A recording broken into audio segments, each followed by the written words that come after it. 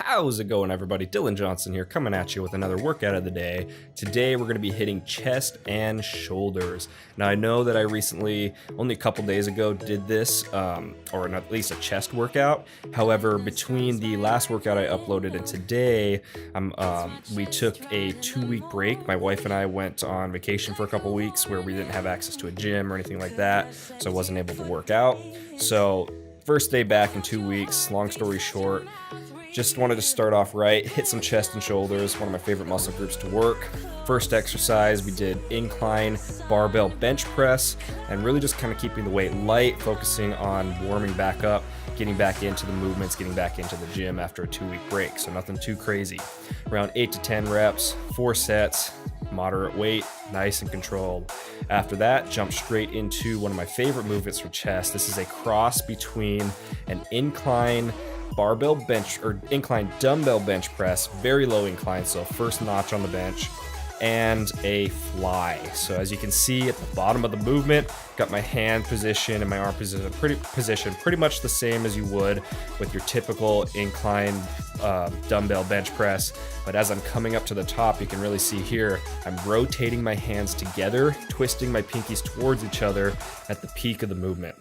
What that does is it really allows you to get a nice tight squeeze and contraction on the center of your chest. So like I said, for me, this is what I prefer to do as opposed to just standard incline dumbbell bench press, just because it allows me to feel the movement better. I can get a nice deep stretch at the bottom and a really good squeeze at the peak. For that, 4 sets, around 8 to 10 reps. Nothing crazy again. All of these exercises are just going to go super moderate on the weight, just warming back up into it. If you guys want, you can push yourself a little bit more, but for me, I was just keeping the weight moderate. After that, I moved into some pec deck on the but the machine fly. With this, you'll notice I've got a little bit of something a little bit different here. I've got one of those like flat medicine balls behind my back. Reason for that is so that I can actually kind of get a greater angle on my lower chest. Just allows me to arch my back a little bit more and change things up, change how I'm hitting the movement. For this one, around 10 to 12, 15 reps, whatever you're comfortable with, 3 or 4 sets. Again, I was just doing kind of nice and light, moderate, getting a pump going. Once I finished with that, I moved into kind of a cross between a chest and a shoulder exercise. This is going to be a landmine, I call it a landmine chest press. So on this, you can see I've got the bar in one of those T-bar row things. If you can, or if you don't have one of those, you can shove it into a corner at your gym, something where you can just make sure you're not going to damage any of the gym property as usual. But throw a couple plates on there and really focus on squeezing your elbows together as you're pressing the weight up. That's going to help you target your chest as opposed to your shoulders.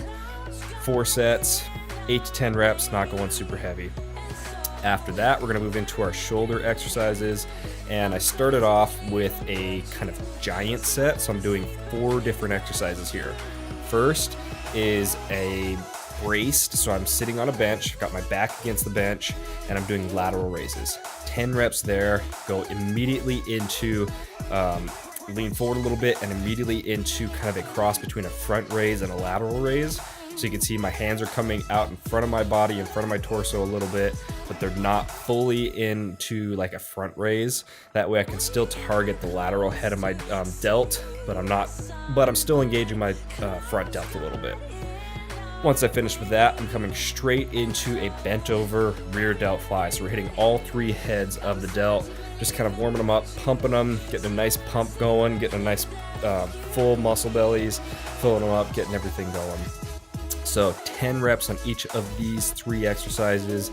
Then what we're going to do after this is we're going to drop the weight and go immediately into a burnout of about 15 to 20 reps of just no weight contractions. So you can see here, bringing my hands behind my back so I'm able to stretch everything out really good, and then just pumping out 15 to 20 contractions, so lateral raises with my arms. With this, I guarantee you by the time you get to that 15 to 20 mark, you're going to be burning if you did everything right. So great move. One of my favorite things to do to kind of just pump extra blood into my shoulders or almost any muscle group is just some no weight contractions.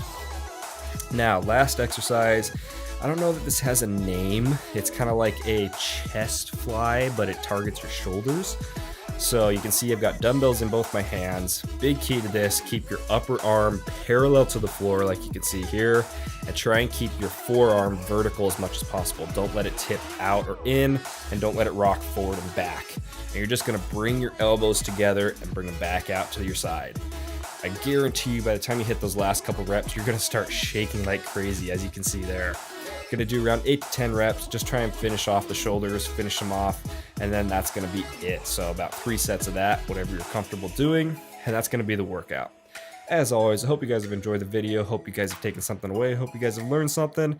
Don't forget to smash that like button, subscribe for more videos like this all the time, and I will see you guys in the next one. Bye.